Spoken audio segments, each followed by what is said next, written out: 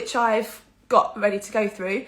But if you've got any questions today as we go through, you may find that I answer the question accidentally as we talk, and you may find that I don't, and in which case I'll try to answer your questions at the end.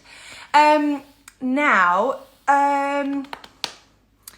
what was I going to say? Yes, I'm going to get my notes out. Now, I am a mum of two, so I can only give my sort of experiences and the recommendations that I would give to a fellow mum friend if they were to ask me, obviously not unsolicited, but if they were to want my advice on something, or things that I look back and think, gosh, that would have really helped me adjusting to two. You know, and I know that there'll probably be people here watching with far more than that. And so the juggle, I'm sure, changes with every child that you welcome into your family.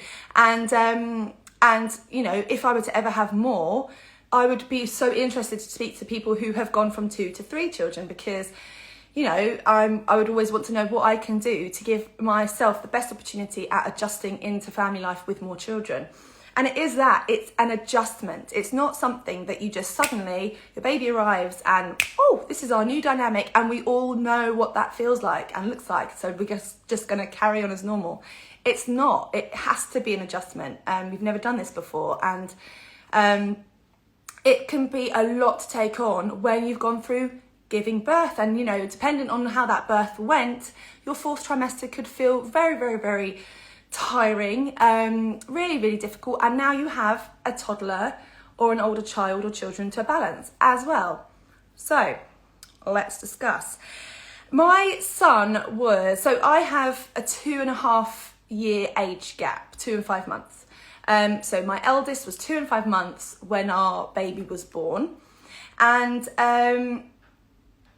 so he was about 22 months or 21 months when I found out I was pregnant. So the feelings, you know, obviously I wanted to have another baby, and you know, and it kind of happened quite quickly. So it was a bit of an adjustment even that moment of just, oh, I am pregnant with another baby, and oh my God, instant feeling was guilt. Guilt is ingrained in us, I think, as mothers and parents, unfortunately, because it's not a nice emotion or feeling, and it's present, I think, nearly every day, right? To some degree, there's some sort of guilt. And the guilt that I know a lot of us feel when we are bringing in another baby into our dynamic is huge. And it's the guilt normally, or a lot of the time, for your other child, your toddler or older child. And if you're feeling that way, tell us below, and try to specify what it is that you're feeling guilty about and for. For me, it was, I felt guilty that I was going to be taking my time away from him. And I felt guilty that my relationship with him may change. And, you know, me and my eldest were just us two, and, you know, us 3 as a family. But in the daytime, when we went out together for the days, we went to the park, we went out and did things, it was just us. And I felt very close to him, and we had a very close bond. And then you're going to bring somebody else into that, and it just feels just so... yeah, it feels like you're doing something mean, doesn't it, to that child? And I'll always remember my husband said to me, but we're giving him a gift. We're giving him a gift of a sibling. How wonderful is that? And just that little perspective change is lovely. If you think about, rather than what you're taking away from your child, if that is something that you feel guilty about or concerned about, which is really, really familiar and common, by the way,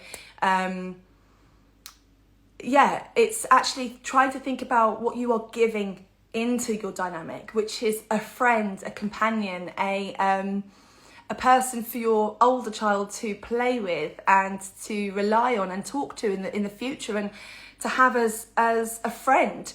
Even in the times that they're not friends, they are going to be each other's closest people in their lives. And speaking, you know, nearly 3 years later from my youngest arriving, their friendship and their love for each other is like the most joyous thing to watch and see unravel and grow. But I would be lying if I said it felt like that the whole time. You know, they need to to get to know each other as well and learn about each other. But from, you know, a few years in, my goodness, they wouldn't know what to do without each other.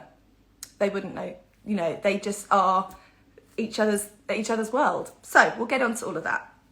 So the guilt that you're feeling is out of love. Yeah, it's just out of love. And try to see it as love being limitless. It's limitless feeling, right? It doesn't stop. It doesn't run out.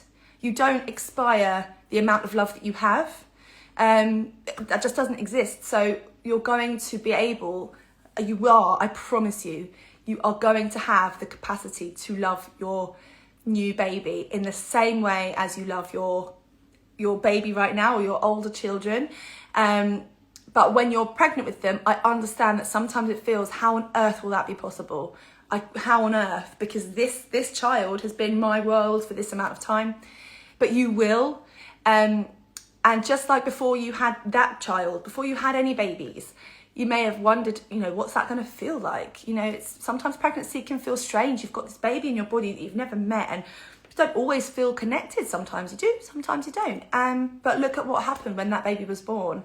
And even if you didn't instantly have that click and bond at birth, it's grown, it's changed, it's evolved as time's moved on. And of course that grows, and it's exactly the same for your new baby. But that doesn't make it strange that you're not feeling that now. If you're not feeling that you possibly could love this new baby as much as your older one, you're not alone. You're not alone in feeling that. But I know that you will. I think trying to see what you're adding to your family dynamic can be really nice. Thinking about all the things that you do as normal, but with another one with you. Try to see it as the excitement has doubled and the fun has doubled or tripled, or the days out and the memories and the things that we live for now with our children has doubled or tripled. And I want to also just say with this that if we're just talking about jumping from 1 to 2 children, really try to catch yourself comparing yourself to families who are larger, who have more going on in whichever way that is. For example, a mum of 2 who is on maternity leave can never compare herself or their family life to a family with 4 children and a full-time job. Okay? These are 2 very different family dynamics. They're very 2 different lives. But through social media, through our friendship groups, through knowing people and talking to people, it's so easy to fall into comparison of, well, I haven't got it as hard as that person. That person's got it way harder. They've got 4 children and they both work full time. How on earth are they doing this? I'm finding it difficult with my 2 children and I'm not working full time. That is a comparison, and comparison is the thief of joy. It's irrelevant. And what you're experiencing in that moment is absolutely the present moment. It's relative to your life. And comparing that to somebody who has 4 children or 6 children, or who has 2 children just like you, but is seemingly finding it easier or whatever than you are, is just going to make you feel invalidated for feeling the way you feel when that time comes. So try where you can to stop looking at other people who have two children or 3 children or 4 children and wonder why you haven't found it or aren't finding it as perfectly seamless as they are. Because I tell you what, when I went to 2 children, I found it the hardest thing. And I have always been a quite just kind of get on with it sort of person. I can't explain. I'm happy to kind of let things be a bit chaotic if they need to be, and I love control, but with children I've always been quite spontaneous and quite, yeah, whatever. But when my second came along, I felt the need for control even more. I felt the need to have things in order. I felt the need for routine. I felt completely outnumbered, and it made me feel really, really exhausted, and it was really, for me, very, very difficult. I was not expecting that. And if I were to then have sat back and watched my friends with 2 saying, oh, but we're going out for the day, we're having a great time, yeah, I love it, it's so easy, it's way easier than I thought, then what would that have done to my headspace and my mood? Yeah, you know, I found it hard and I didn't expect to find it hard. And so I guess something that I wanted to kind of get through today was expect it to throw things up in the air for quite a little while, and that is okay. I think we'll talk through, well, I talked a little bit about the emotions, but I was going to talk through what the kind of prep that you can do during your pregnancy for your baby and yourself to get ready for your baby arriving, and then when your baby is here as well. Because when your baby is here, there are definitely things that I did not put into place that I could have put into place that would have made life a little bit easier. So one of the things I know a lot of you will have on your mind is preparing, hey Marina, preparing your baby, your sibling, your older child, right? That seems to be our priority. And we must also remember that you, mum, dad, partners, also deserve some preparation.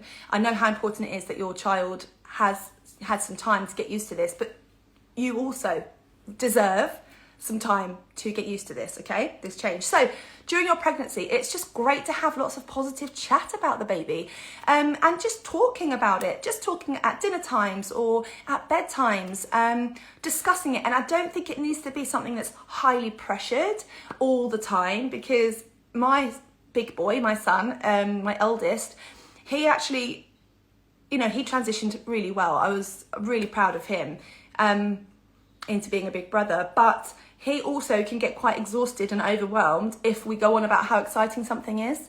So it's just as important to kind of keep it casual.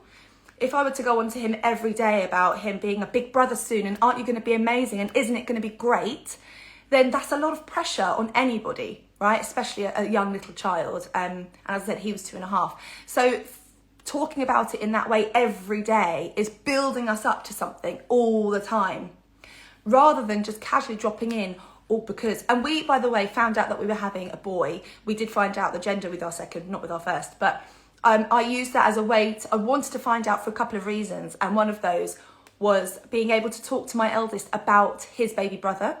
But of course, that's just personal to us, but I found that a really lovely way to be able to say, oh, of course, when your baby brother's here, we can do this. And it's just the odd mention here or there, here and there, is enough, okay? And I also would try not to shy away from it as well. You know, it's great to bring it up, talk about it, make it a normal part of your days. So a really good way of doing that is to buy a book, and that you could read that book. Again, you don't have to do it every night, but once or twice a week, offer a book about becoming a big brother or a big sister, or about mummy growing a baby. So this is our book that we've had for my big boy, and it's called What's in Mummy's Tummy. They now just love it. It's just there on the bookshelf. What's in Mummy's Tummy. And I bought this, I don't even know when. I don't think we even mentioned the baby until I was at showing my bump was showing, which was probably around 17 or 18 weeks. Maybe we mentioned it earlier than that, but very casually, sort of, oh, did you know there might be a baby in mummy's tummy? And that's sort of very casual. When I started to show a little bit more, I wanted to have that discussion, because of course he wanted to climb all over me as normal and jump on me, and I couldn't do all those things. So this was a really great one for us, and it's a pop-up book with lots of different things that might be in mummy's tummy. He loved it.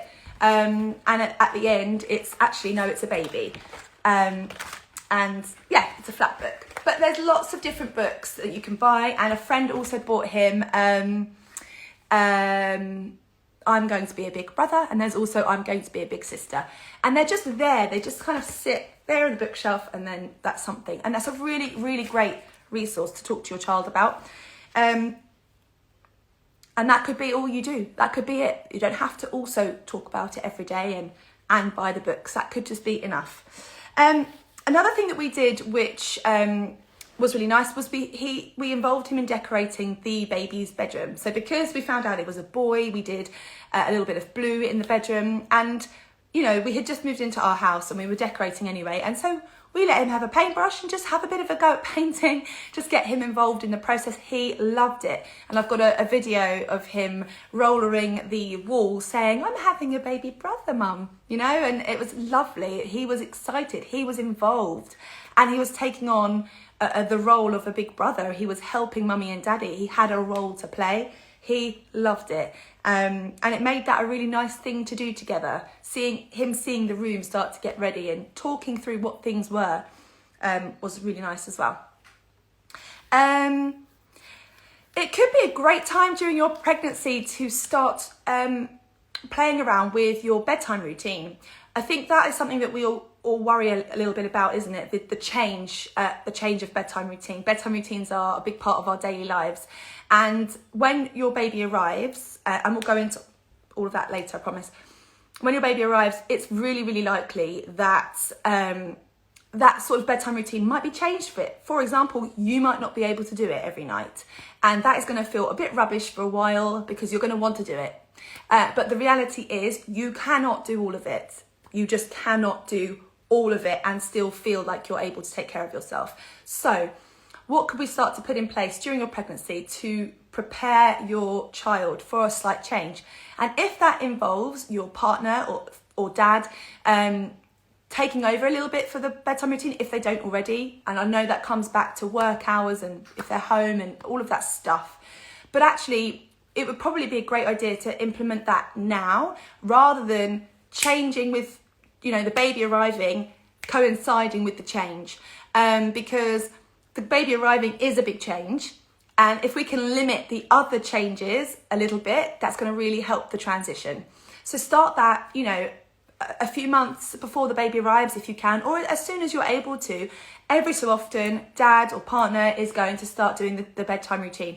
Once a week, every other night. I mean, my husband does it loads because, I work and also we co-parent, and that's just the way it is for us. We kind of just do whoever's there and whoever's not going to do cleaning up downstairs. But if they're not already used to somebody else doing that, it's a great time to start to implement that. And then things like reward charts. If you think that your child would respond really well to reward charts for morning routines and bedtime routines, once you've done this, you're going to have that sticker on your reward chart, or once you've done this, this and this, you're going to get that marble in your jar. Implement it now. Again, try not to coincide it with the change of your baby arriving. Put it in place now or a few months before your baby arrives. And this is a great way to encourage some independence from your toddler or your older child. And I'm talking tiny things. It's completely age dependent. For my 2.5-year-old, he was not able to do things, I couldn't have said to him, go and brush your teeth and brush your hair and wash your face, which I do now when he's 5. But at 2.5, that would have been a nightmare, and I would have just ended up being more stressed out. But if your child is able to get themselves dressed, massive tick, depends on how old they are. And if they're able to put their shoes on, or if they're able to make their bed, a couple of things that they might be able to do in the morning or in the evening that gives them a job to do. It gives them some independence, but also it allows you to say, why don't you go and get your teeth brushed, or whatever that you've chosen? Why don't you go and choose your pajamas and choose your book, and I'll be up in a minute. And okay, it's something that they can do, gives you a little bit of breathing space, and implement those things now. And if you want to coincide those with a reward chart or some sort of recognition for doing those things, then do that now so that the routine and the structure is already there. And just kind of going in with that, establishing what your child can do by themselves now. So a week after our baby arrived, my eldest decided it was time to say goodbye to nappies. It was the worst timing ever. But I wanted to follow his lead with potty training. And he had said, no more nappies. And it was so stressful, guys, because he was all over the place. Of course, he was potty training. I was trying to get breastfeeding established, which pretty much meant sitting on the sofa for the entire day as much as I could. And I had to change disgusting, soiled clothing while breastfeeding a baby and trying to get him onto the toilet in time while cluster feeding, and it was just all over the place. But I couldn't have controlled the timing, really. But something like that, if you establish that it is time, potty training looks like it might be time, do it now, or leave it for a while afterwards, but establish those things now. And if your child is potty training or using a potty, put one both upstairs and downstairs, so that while you're getting breastfeeding established, if that's how you're choosing to feed your baby, or while you are resting, you don't have to be running upstairs to find the potty. Keep one in every room. No, just doing what you can. It's like practical things like that really, really help. Same goes for changing mats and things for your youngest, for your baby. Put 2 stations, put a station downstairs, put a station upstairs, rather than you running all over the house with a brand new baby and a toddler or an older child to look after. Just make things practically as easy as possible for yourselves. Okay? Book some food delivery slots. Okay, this is less about your child right now, but book some food delivery slots now. Book them in for a few weeks after your babies have arrived. Book in a couple of consecutive weeks of food deliveries if you do online food shops. I think when you are a new mum, they are an absolute godsend. Food delivered to your house every week, so that you don't have to leave the house and traipse around a supermarket, especially in COVID times, with a brand new baby and a toddler or other children, and perhaps your partner's working or unable to do, perhaps you're a single mum. Book those things now, so that you know that every week on a Wednesday morning, a food shop is coming, and that is one job off your to-do list. Again, simple things, but they make the biggest difference. Something else to prepare for in your pregnancy is get a baby sling or carrier. Highly recommend for subsequent babies. If you're, wanting to be outside with your older child, or in the garden, or you want to have both hands free to play a game, and you're just feeling that guilt that you just cannot put your baby down, or you just cannot get 5 minutes to be with your older child and have time with them, then get yourself a baby sling. Now, I haven't got mine with me because I lent it to my best friend, but it's an organic stretchy bamboo wrap. You can get them online, you can get them anywhere. I really recommend the lovely soft stretchy wraps for when there are newborn babies. And then when they're a bit bigger and you need a little bit more support in your core, I've got the Ergo Baby, which I love. I wore this the entire time for my youngest, and it's brilliant. And it allowed me to then have both hands free, to be able to be around the house with my toddler, to be able to play a game or do some drawing, or go in the garden for a bit, or walk to the park and have both hands with him. I just felt more involved with him when I was able to just put the baby here and get on with the day. So really recommend borrowing one or investing in one. They are amazing. This one is probably from about 4 or 5 months old, the Ergo Baby, and you can get them secondhand on Facebook Marketplace, I'm sure. They come in lots of different colours and I love it. But before that one, I really recommend getting kind of more of a newborn wrap, so a stretchy wrap or something like that. And you can feed in wraps, you can feed them. It's just a brilliant way of having your baby skin to skin and being there for your toddler. Another thing we did during pregnancy that I loved and I highly recommend, I took my toddler out for a little trip together to buy a cuddly toy for his baby brother. It was his job, it was his thing to do, to choose a gift to give to his brother. We made a day of it. We went out and had a baby chino and a cake, and didn't really talk loads about it. We just kind of spent time together. It was a nice way for me to spend time with him. And he chose a cuddly toy. Now, this isn't actually one he chose, but I bought this for my big boy when he was in my tummy, a Jellycat toy, and then he chose one for his brother. And it still is the bear that his brother chose for him. And it's a really nice thing to have done. He spent ages looking at them. It took ages to finally buy the teddy. But it was something that he could do. He could have chosen anything. I didn't care what he chose. I wanted him to have something to do and feel like he had an outing with mum, and it was something to do. And similarly, I bought a present for the baby to give to his big brother when he arrived. So I had a present all wrapped up, hidden away, and on the day that we introduced him to his new baby brother, he also was given a present from his new baby brother as well. And this was lovely. We actually got him a doctor's kit because at the time he was really into role play. And within a few days of our baby arriving, our big boy was doctoring. He was putting, little pieces of the doctor's kit on the baby and checking his heart and getting involved. And it was really, really nice.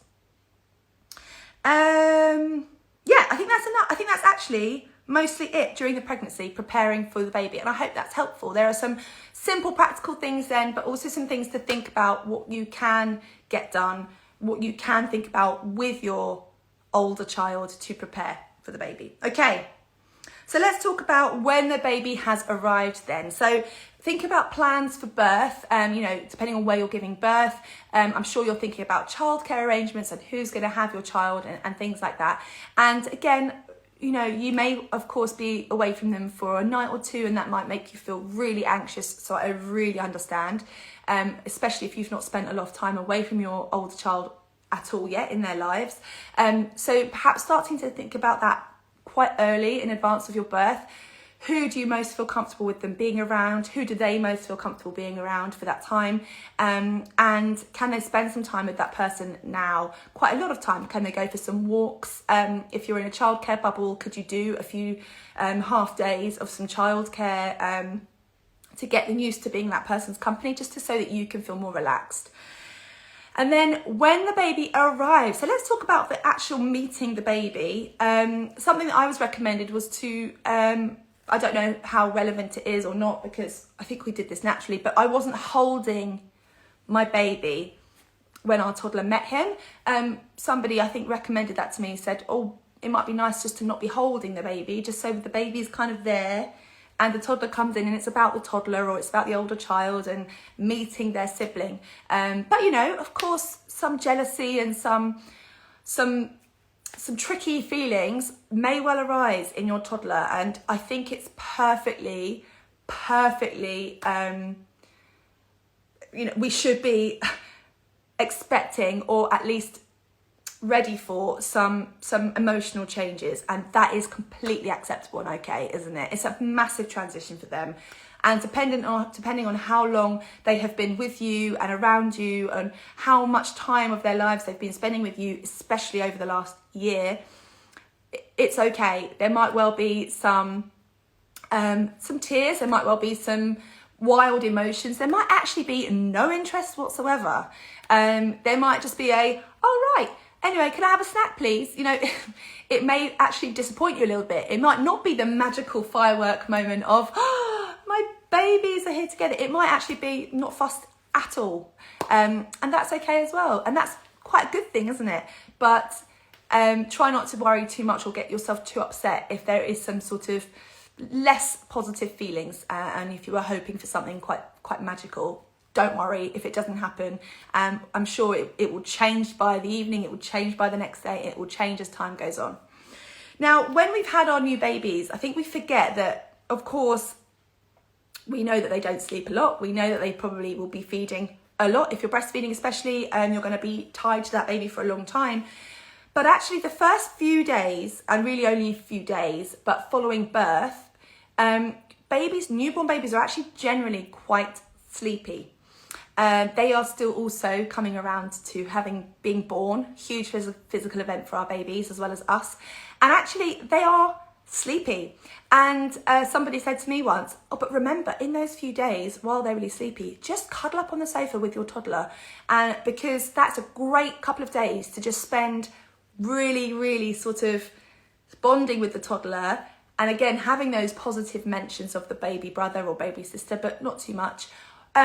Before that baby kind of wakes up and things start to really get quite real. The baby's going to sleep a lot. The brand new baby doesn't need a lot more than skin to skin and feeding. It doesn't need conversation from you. It doesn't need quality time. It's going to have that. It has that already because it's probably going to be laying on you or feeding from you.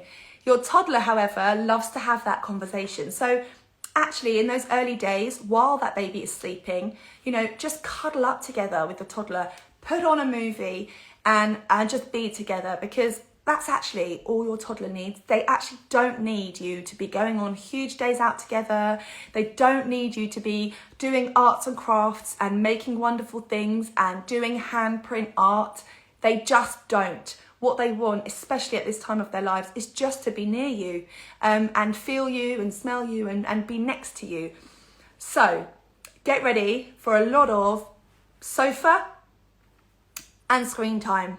And I know you're probably going to go crazy in the end, as I did, cartoons and movies and children's music and the same old things on the TV the entire time. But if you are choosing to breastfeed, even if you're not, because my God, they all feed so much, but also bottle feeding can be intense. But I guess the nature of breastfeeding is that they are doing a lot of cluster feeding and they are on you the entire time. You know, partners and dads can't come on in and take over with breastfeeding. There's going to be a lot of time sitting and feeding, and you're going to hate it at times. I'm sure you're going to have days where you think, I just want to get off this sofa, have a shower and get dressed and just go out and play or do nothing. But I just cannot bear sitting here with that TV on again. You're going to have those days. It's okay. Please don't feel guilty about the amount of screen time, iPad time, movies, Netflix, Disney Plus is on. Please, you need it.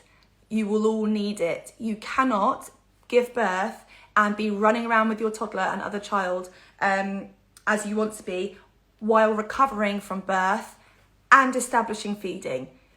One of those things will have to give, okay? And you have to weigh up.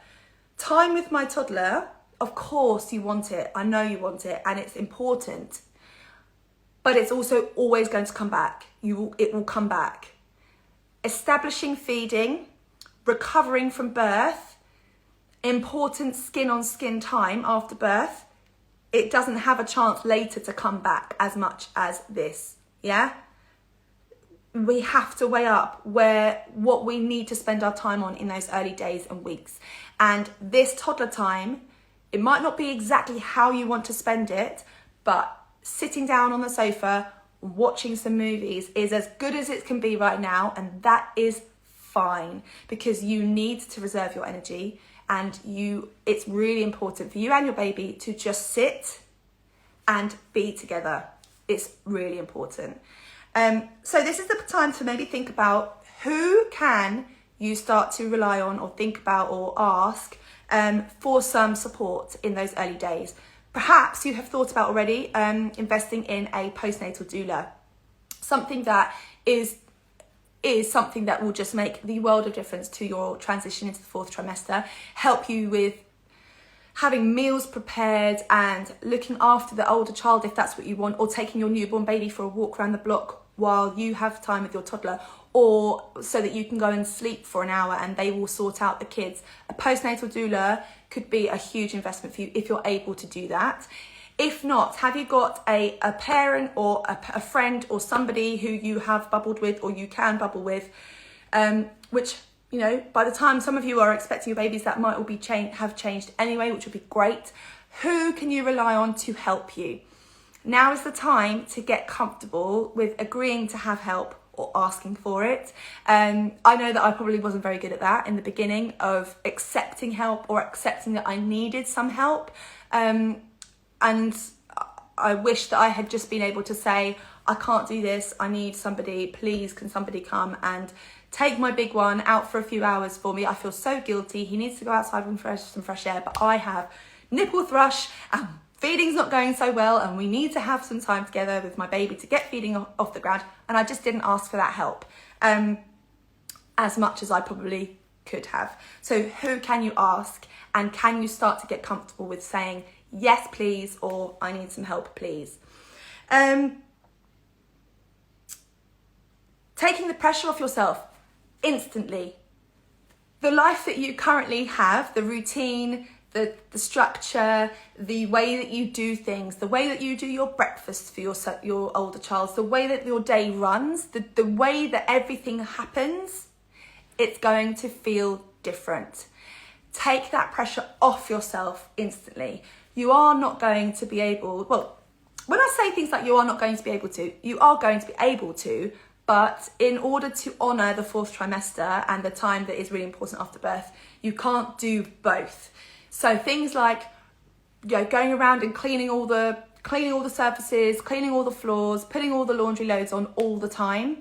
Can you take the pressure off a little bit? Can you do a little bit less right now? Because in 6 weeks' time, it's going to have changed and it will feel a bit more easy. In another 3 weeks after that, it will have changed a bit more and it will feel a little bit easier. By 12 weeks, you will have felt like you've had that first big part of your newborn baby's life out the way, and things will have moved on a little bit more.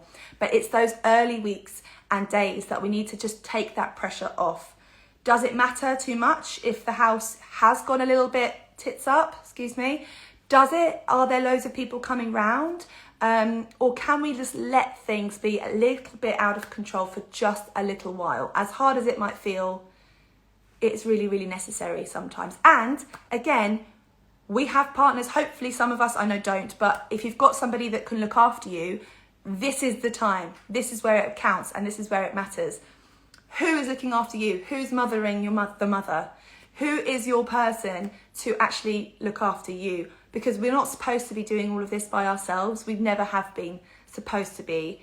We've never supposed to have been doing this by ourselves. We are sociable creatures. Human beings are supposed to be in communities of other people, helping one another, showing each other what to do, picking up the pieces, putting them back together again. We don't have that right now. We don't actually have that in our societies, do we? We are very much isolated in our families now. So who can be your person? Is it your partner? Is it your husband? Is it your family member? Who is that person? And talk to them about it right now. So, for example, I said to my husband back in the beginning, if you could just in the morning, go back a bit. When I had decided I wanted to really focus on breastfeeding my newborn baby, I asked my husband to sleep downstairs. I knew in the nights I needed to switch the lights on and really focus on feeding and not worry about waking him up or not get frustrated the fact that he was getting sleep and I wasn't, because that's just the way it is. So he went and slept on the sofa for the first 3 or 4 weeks while I just focused, and I would have the lights on. As I said, I would be keeping myself awake to try and get things established. This meant that he was then fully slept or semi-fully slept on the sofa to be the toddler support. He was the parent who was fresh, had slept, and then could be on the ball for our toddler. I would say to him, if you could just every morning have the dishwasher empty. I mean, this is stuff that he would have done anyway, but have those conversations now. Could the dishwasher just be empty, please? And could this just be done every morning? That would make the world of difference to me, so that when I'm absolutely knackered or I've come down after an awful night, and those things are done. And then every evening, could you please do bath and book, and I will come up at such and such time. Make a routine of it and talk about it together. It's teamwork, and put those steps in place now. If you don't do those things now, what's going to happen is your baby's going to arrive, you're going to be exhausted, you're going to be all over the place, those normal emotions and hormones of having your newborn baby, and those conversations will feel like too much of an effort to have had, or you're going to be far too exhausted and you'll just take on all the load yourself rather than offload it to your partner. So have those chats now. Another great idea to have ready for your baby being here, something maybe to prepare in pregnancy, but is an activity box for your older child to bring out at the times where you just need to stop and do nothing. So if you are feeding, or if you have sat down on the sofa for a hot cup of tea and you just want 10 minutes, make a box of things that your toddler or your older child loves or hasn't seen before. And this box will become this kind of something for them to focus on and hold their attention while you just take a breather or while you just feed your baby for a bit. And in there could be things like Play-Doh, some stickers. Stickers are amazing. They keep them going for ages. Perhaps you could find a few items in the house, take them now, hide them. Do a toy, cycle. And take those toys now, little figurines or little things that they don't really play with at the moment. Take them, wrap them up in some cool wrapping paper and make a box. Make a couple of boxes, and when it's got to that moment that you're just exhausted, bring out an activity box that they've never seen before and watch them get involved, and it will just give you 5 or 10 minutes of peace. I've mentioned sleeping arrangements. I did kind of brush past it, but sleeping arrangements with you and your partner are really worth considering. If one of you is going to be able to get a better night's sleep and therefore be the clear-headed person, be the more rational parent in the morning or whatever it might be, then that is a really, really huge thing to consider doing. I know it's lovely to have each other next to each other while you're up in the night feeding, but if you're breastfeeding, your partner can't do anything. If you're bottle feeding, get them bottle feeding for you. But if they can't actually do anything to help, isn't it better for them to go and have a full night's sleep in a different part of the house, so that they have got a fresh head the next day? So perhaps think about that now as well. And you know what? Kind of one of the last things I wanted to say was, emotions are gonna be high for a while, and that is completely okay. Expect tears. Expect yourselves, that's a package, sorry guys. Expect yourselves to have days where you think, I just can't do this. This is harder than I thought. Expect that. Because when those thoughts then come, I hope that you'll be gentler and kinder to yourself, knowing that this is absolutely normal. And I said the same things as well. So yeah, expect emotions to be high for a while, and expect it to feel different to how it felt with your current child when they were a newborn baby. It was different then. You didn't have as much on your plate. You know, your births may be different, and your births will be so instrumental in how you feel afterwards as well. Okay? So that's where we're going to leave that. I'm going to go into some questions now that got sent in, and I really hope that was helpful. And if you've got any questions you'd like to ask, please feel free to put them below. Cool. So somebody said, would it be easier to have two babies close in age or a toddler and a baby? And I think the answer to this is, it's always going to be a challenge for me personally. I think age gap, there are pros and cons to every different age gap you have. Sometimes we have no control over that age gap either, do we? But I don't think one is easier than another. I think somebody who has a bigger age gap will say that this was great and this wasn't.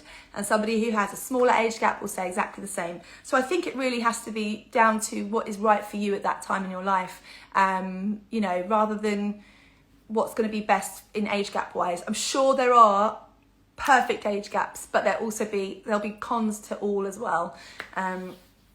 Can you ever truly know if you are ready for baby number two? That's another question I got. Can you ever truly know if you are ready for baby number two? What a great question. I don't know. I don't think, what I do believe is that nobody is ever ready. I don't think. You know, that feeling of, I think I'm ready to have children now. I think there comes a time in your life where you feel like, yeah, you know, hormonally and evolutionarily, we want to procreate. But being ready is, I don't know, life is just always changing, isn't it? Life, you know, we weren't expecting a pandemic, and maybe that would have made a difference to some people making the decision to have a baby, maybe not. But we never know what's around the corner. So I feel like it's just something that has to come from within. I don't know. I know that I felt broody when I wanted to have another baby. Out of nowhere, if you'd asked me 1 year into parenting with my first, if I wanted to have another baby, which everyone seems to do, by the way, at 1 year, don't they? I thought, no, I would love to at some point, but I'm not ready now. And then about 18 months in, I thought, oh, I think I'd love to have another baby. It was just a feeling. And, you know, you don't know if it's going to be able to happen. We don't know how life's going to pan out. And we were really lucky, but it just became, I had a broodier feeling. Any tips for a 2.5-year-old brother who is furious at his 7-week-old brother's existence? It's really, really hard. I don't have any personal advice because I was really lucky with that transition. But I would just try to urge you to just really be patient with the timing. I know that's really difficult, but over time, I feel absolutely certain that your 2.5-year-old will adjust to this, and it will become such a pleasure and a joy. But I know that doesn't help you when he's maybe having wild hormones, emotions about this and feelings about this. So if you can buy a book, I'm sure you've already got one, but books are great, or maybe is there somebody that can, oh God, I forgot to say something, I'll say it in a minute. So somebody that could maybe come over and look after your baby while you go out with your toddler once a week. Is there some time that you could spend where your partner or your mum or somebody around in your life is able to take the newborn out for a little walk around the corner?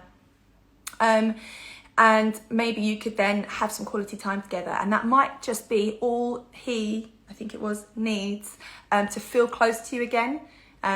Perhaps something like that could help. The other thing I was going to say that I left out, by the way, was keeping routine of nursery and preschools. I think this is a really, really, really positive thing to do. If your older child is in nursery or in preschool or in childminding or some sort of childcare routine, often I think mums or parents ask if they should take them out of that. And my advice would be keep it going. Routine is so healthy for children. And if they're already going to somewhere that they feel safe and they feel comfortable and happy, keep it going. It's also going to give you a bit of a break. But importantly, it's going to keep your toddler feeling stable. And stability at a time in their lives where everything else feels a bit different is really positive. So try not to feel guilty about, taking them to nursery and taking them to preschool. I think it's a really positive thing for everybody, and it keeps their lives, stable, as I said before. So I think that's really, really good. I'm due in 2 weeks and I have a 16-month-old. Will the mum guilt get any better? Absolutely it will. I promise you. It's like the rite of passage for all mums. Guilt, but also introducing more children is really high on the guilt level. But again, think about what you're bringing to your older child's life as well. What have I got there? Another question was how to balance breastfeeding baby while keeping a 2-year-old entertained. I think I said that, but the activity boxes are a great idea, and just accepting that there may well be quite a lot of screen time and movies, and it might drive you mad. But if you want to get breastfeeding established, and it does take a lot of time, doesn't it, and a lot of sitting, then they are going to be your saving graces. How to get enough rest. Not able to sleep when baby sleeps with a toddler. Yeah, this is really difficult. This is why, again, asking for help, or who are those people that you're going to be able to rely on in those early days and weeks following birth. Establish who they are now, and if you're able to, keep up your toddler's routine with any preschool or nursery, or rely on a friend or a parent to take the toddler out for a walk or to the park for an hour so that you can lay down and rest. They are going to be pockets of rest.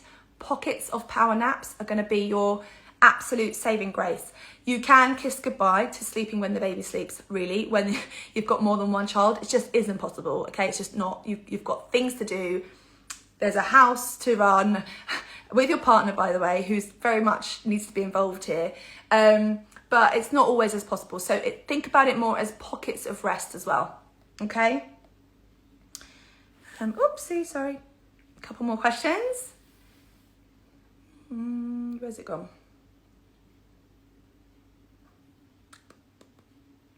I think that was it from their questions.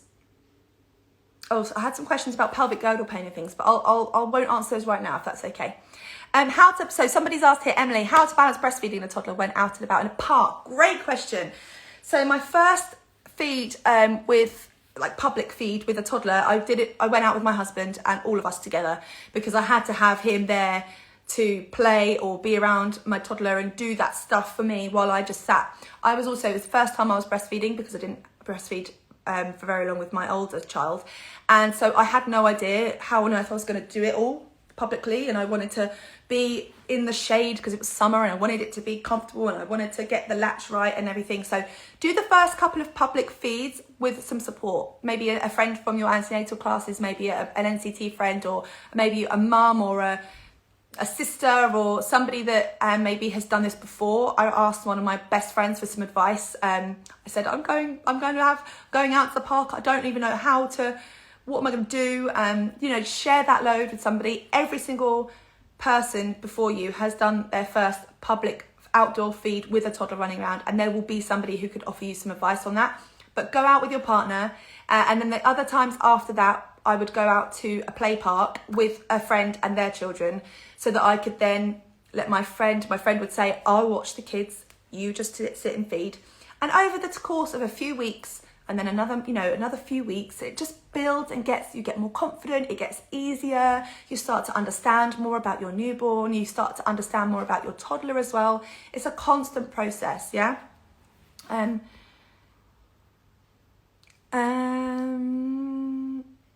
our 19-month-old out of nursery since Christmas because of COVID.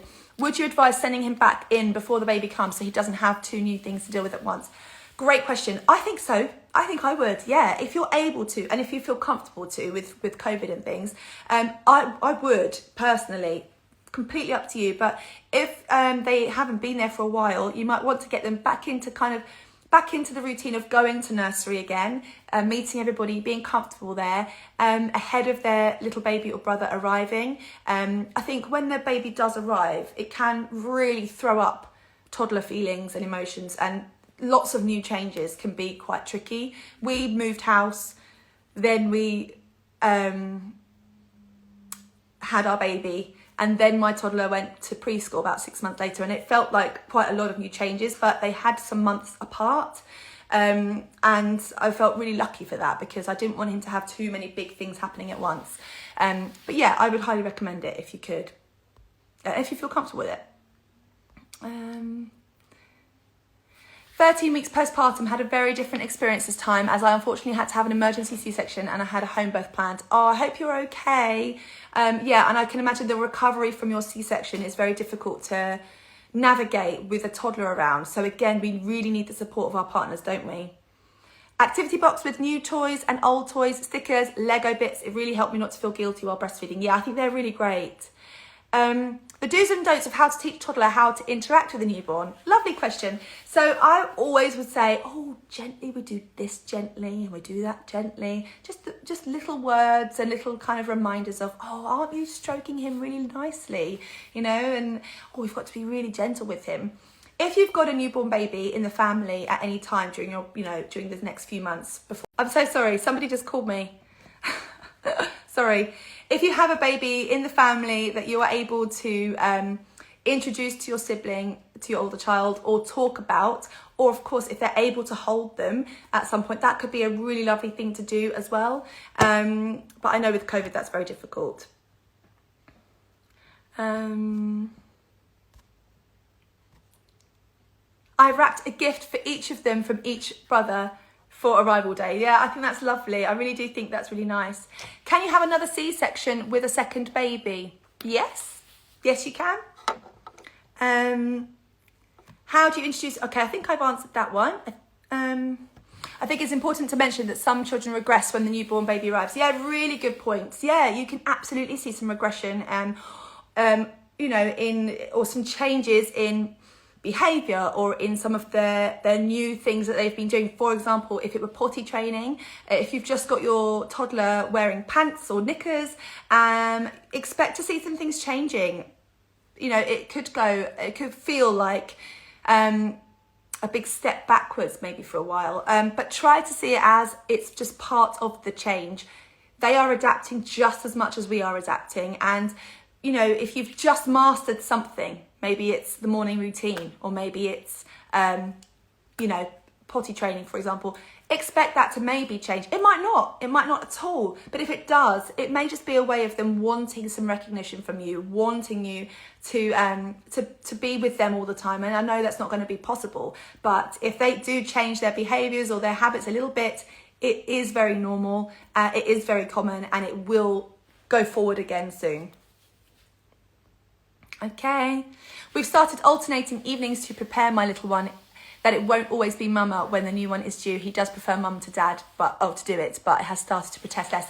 That's brilliant. I think it's great to do those things now because, yeah, they might not like it. You know what? They might not like it. Who likes change when you're 2 or 3 years old or 4 years old? No one wants a sudden change, especially when it's with a parent. So gently, little steps, little things. I think reward charts are brilliant, by the way. Or any sort of way of rewarding. So marbles in a jar, stickers on a chart, whatever it might be. Stars drawn in a box for every day that something happened. I think reward charts are brilliant. Okay, I think we've nearly got there. I feel guilty that he won't understand why I'm not entirely available and he'll feel left out. It's a feeling of loss for me too in our special bond. I completely understand that, you know. I felt that loss of bond with my eldest. I will say that I feel very, very close to him at the moment. And the pandemic has really helped me with that. And there was definitely a time, I'm not going to lie, there was a time that I felt like that closeness had to go on pause, and that's really sad, isn't it? It feels hard. It feels really, really hard. It isn't forever, but I understand and I hear you. I can't imagine loving anyone as much as I do my toddler. He's my everything, and I feel guilty. He has to share me. Completely understand. And you know what? I think these feelings, they're not just going to go away. And if I try to encourage you today and make you feel a bit better, that doesn't mean you have to feel a bit better. It might just take a while for you to feel more settled with those feelings, or they might never go away, and it might just be constantly lingering in the background somewhere. But other things are going to come in, like the pleasure and joy of the arrival of your baby, and it may be completely different to how you're expecting it to be. So I hope that today is, if nothing else, has just reassured you that what you are feeling, so are so many others, and you're not alone with that. Had postnatal depression after my first and anxious that will happen again and my toddler will be witness to it. Such an important thing to be mindful of though, isn't it? How great that you're already aware of that. So something like a postnatal doula could be amazing at supporting you. Talking to your partner about the triggers for that postnatal depression. What was it that really started to make you feel, maybe it was an out of control feeling, or, you know, exhaustion, or can you pinpoint some of the parts of the fourth trimester that are likely to be more difficult for you than others, and then have those conversations now.